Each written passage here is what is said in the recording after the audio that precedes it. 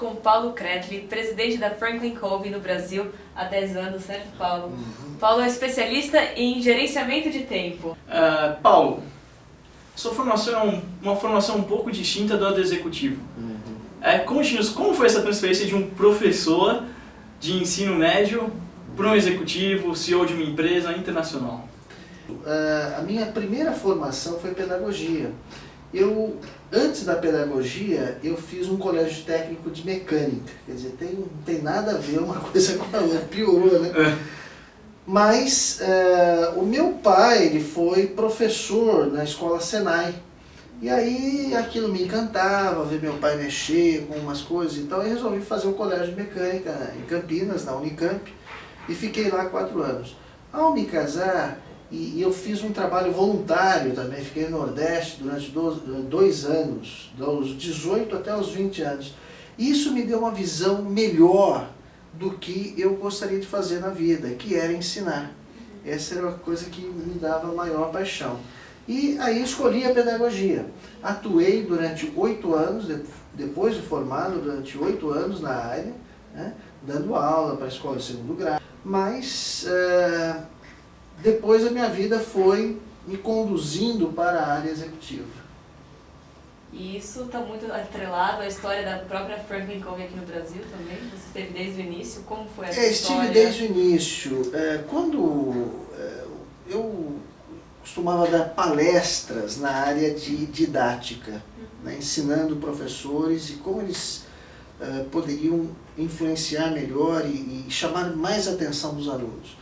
E numa dessas palestras, um executivo estava lá, me viu atuando e me convidou para trabalhar numa empresa, numa multinacional na área de software. Eu não sabia nada de software, isso foi em 1990, final de 1990, não conhecia nada. E essa empresa estava iniciando no Brasil e eles precisavam justamente de uma pessoa para divulgar esse produto, dar palestras e tudo mais. Enfim, fui selecionado, fiquei 3 meses nos Estados Unidos, num treinamento.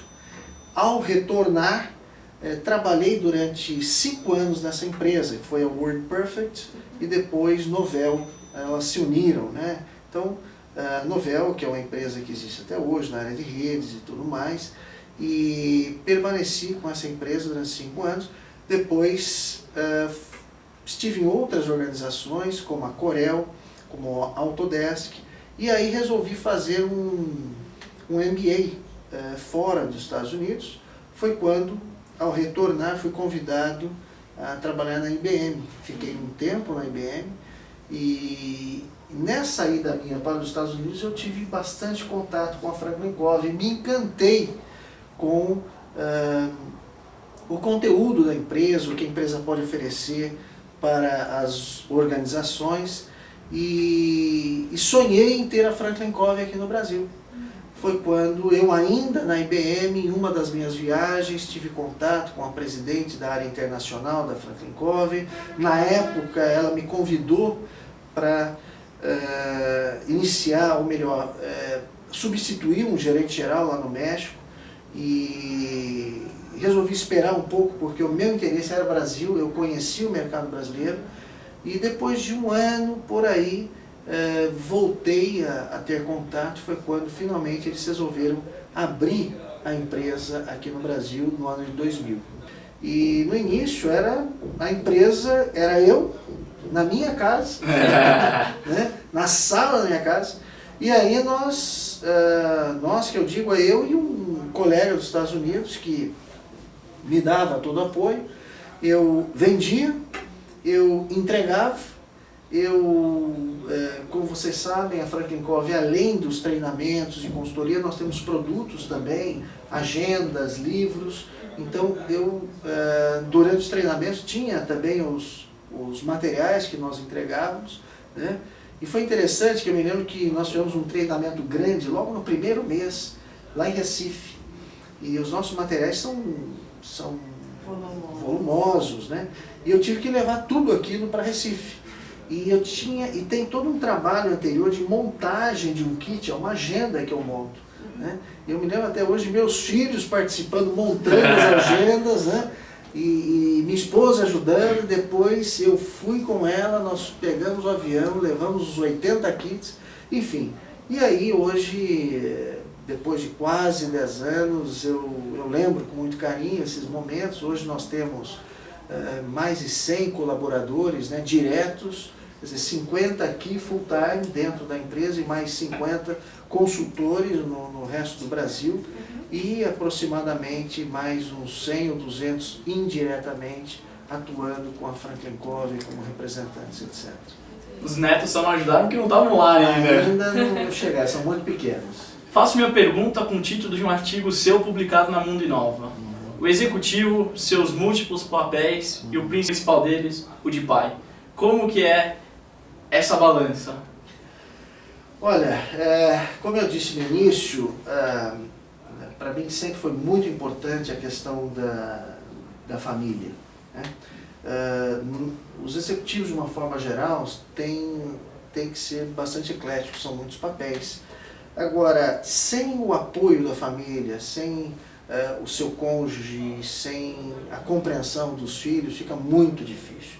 Então, eu acredito sinceramente que quando você tem o apoio da sua família, quando a sua vida pessoal você está trabalhando constantemente para resolver a sua vida pessoal aqui, você vai ser muito mais produtivo na sua vida profissional. E trazendo um pouco para a área de inovação, qual foi a importância da inovação para o sucesso que a Franklin Covey tem no Brasil hoje, principalmente? Essa é uma área que nós frequentemente aqui no Brasil nós buscamos. A inovação é fundamental para que as organizações possam continuar crescendo, né? Porque se você fizer as mesmas coisas sempre, você vai ter resultados iguais ou piores. É como se tivesse uma escada rolante ao contrário. Se você parar, você desce. Então você tem que estar inovando cada vez mais, buscando novas opções, né? A Franklin Covey Brasil, por exemplo,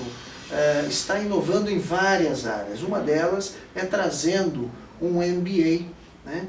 É a primeira Franklin Covey, nós estamos em mais de 160 países, porém nós inovamos e criamos um MBA Franklin Covey, com um conteúdo totalmente inovador, que não existe em nenhum outro MBA, nenhuma outra escola, e buscando, dando foco na estratégia e não na execução, e não apenas na estratégia. A maioria dos MBAs são muito focados na estratégia e não na execução. Outra coisa é um modelo de alcançar o mercado, né? Também nós estamos inovando na questão de alcançar o mercado via licenças. Nós sublicenciamos parceiros no Brasil inteiro. E como você vê o que faltaria ainda mais a ser trabalhado nos executivos brasileiros nessa parte de inovação? Olha, a inovação é uma busca constante. O ser humano ele tem 4 necessidades básicas. A primeira é viver, né, que é a necessidade física. A segunda é amar, que é a necessidade social, né? Você tem a necessidade de se conectar com as pessoas. A terceira é aprender, que é inovação, conhecimento constante. E a quarta é deixar um legado. Em relação à inovação, que foi a sua pergunta, que é justamente a terceira necessidade.